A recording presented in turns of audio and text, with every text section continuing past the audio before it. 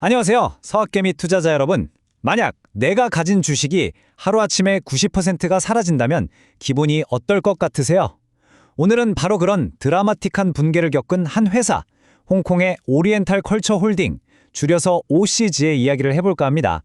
시장에 정말 큰 충격을 줬던 사건인데요. 대체 그날 무슨 일이 있었던 건지 오늘 그 내막을 낱낱이 파헤쳐 보겠습니다. 자, 바로 이 숫자를 보시죠.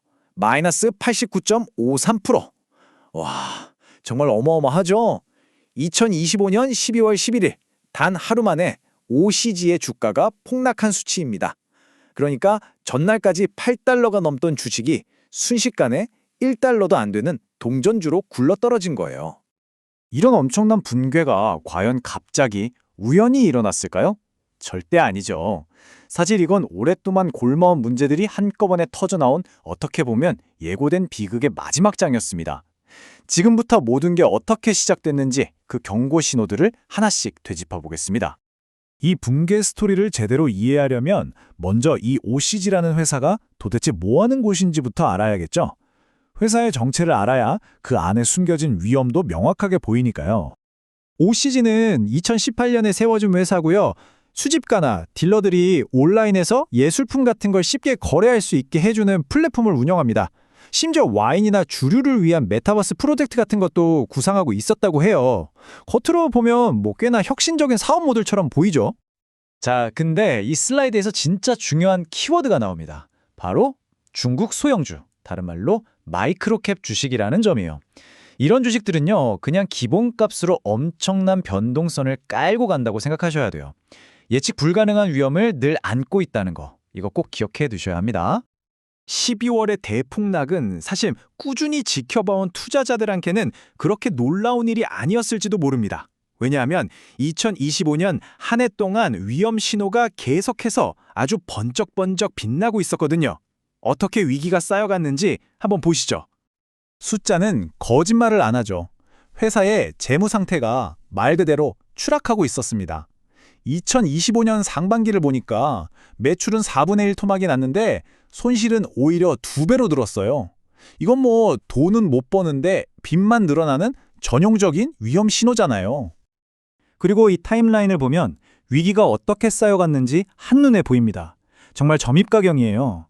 연초부터 새로운 임원한테 주식을 무려 1,200만 주나 주면서 기존 주주들의 가치가 희석될 수 있다는 우려가 나왔고요.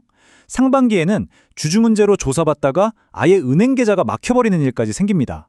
그러다 11월에 최악의 실적을 발표하고 회사가 다급해지니까 자본을 늘린다, 심지어 4,000대 1하는 말도 안 되는 비율로 주식 병합, 즉 역분할까지 승인해버리죠.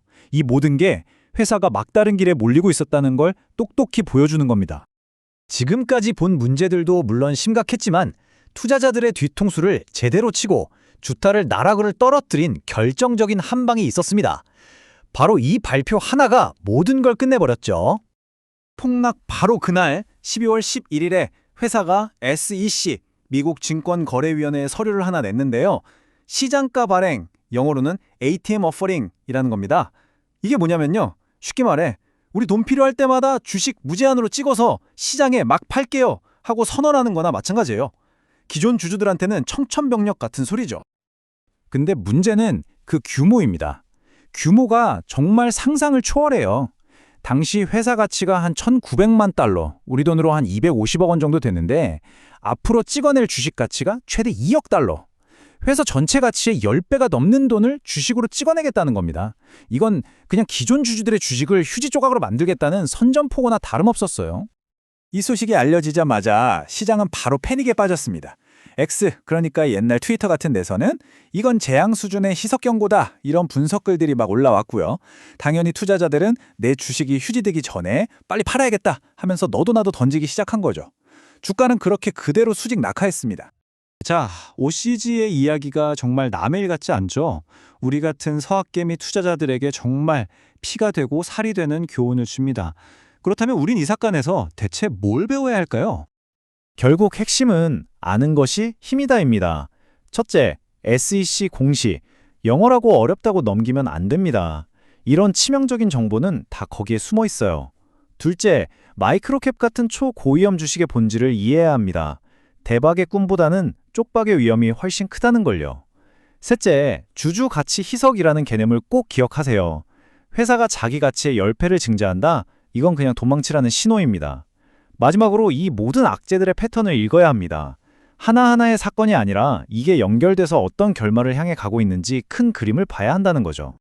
마지막으로 이 질문을 한번 드려보고 싶네요. 초고위험 투자를 하다 보면 이건 기회일까 아니면 함정일까 헷갈릴 때가 많죠.